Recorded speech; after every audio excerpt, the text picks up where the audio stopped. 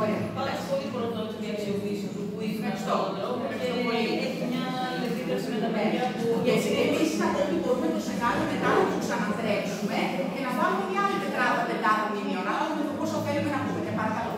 Θα ήταν πολύ ωραία αυτή η ιδέα να αξιοποιηθεί σε επίπεδο τοπικής ιστορίας, να αναλάβουν δηλαδή τα παιδιά με μία, ξέρω εγώ, εκκλησίες, οτιδήποτε θα μπορούσαν να αφορά τη δική τους περιοχή. Και το κίνητρο θα ήταν φυσικά να το παρουσιάσουν ενδεχομένως με ένα evening class ή σε κάποιο σχολείο. Ναι. Μπράβο, σε κάποιο μαθητικό συνέδριο. Ναι, ευχαριστώ για την ιδέα σας.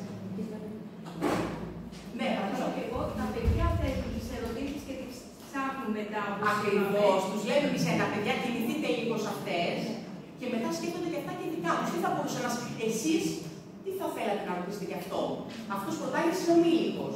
Απλά είδα σε μία για τον Άρη, το οποίο νομίζω ότι υπήρχε ότι είναι από σίδερο και χάλιβα φτιαγμένο. Αυτό το 1/3 δημοτικού καταλαβαίνει ότι. Ναι, από τι είναι φτιαγμένο, σίδηρο, ας πούμε. Εντάξει, και βρήκα και αυτή την πληροφορία. Χάλιβα, και είναι ένα άλλο μέταλλο. Εντάξει, θα μπορούσε να γράψει μόνο σίδερο. Ήθελε να γράψει και αυτό που βρήκε. Θέλω να πω, δεν γίνεται μια κουβέντα πάνω σε αυτό ή. Να γίνει χρήση του ψηφιακού λεξικού. Συγγνώμη. Μπορεί να γίνει χρήση του ψηφιακού λεξικού.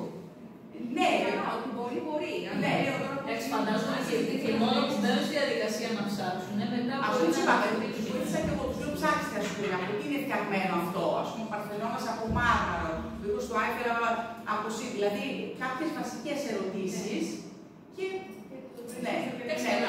Με το επίπεδο του ηλικιακό εμβαθύνουν όλο και περισσότερο, δηλαδή δεν μπορούμε να περιμένουμε από ένα πρωτάκι με ένα. Απλά να πούμε τι λέει το χάρη του είναι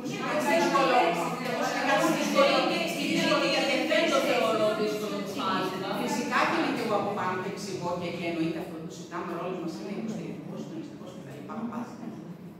Πάντως για τρίτη δεν είναι δύσκολη η λέξη μάθημα, απλά δεν έχουν ακόμα το να δουν ακριβώς τη σύνθεση. Οκ, σαν λέξη δεν είναι τόσο δύσκολο.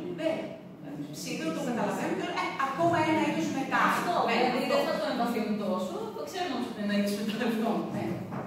Επειδή είπαμε και για τα άλλα που είναι φτιαγμένα, γι' αυτό ξέρω εγώ από μάρμαρο, και κάπως ας πούμε τους έμεινε αυτή η ερώτηση από τι είναι φτιαγμένο, πότε έγινε, πού βρίσκει, ποιοι το έκαναν, γιατί. Αυτές ήταν οι βασικές ερωτήσεις. Ναι. Τι άλλο? Όχι.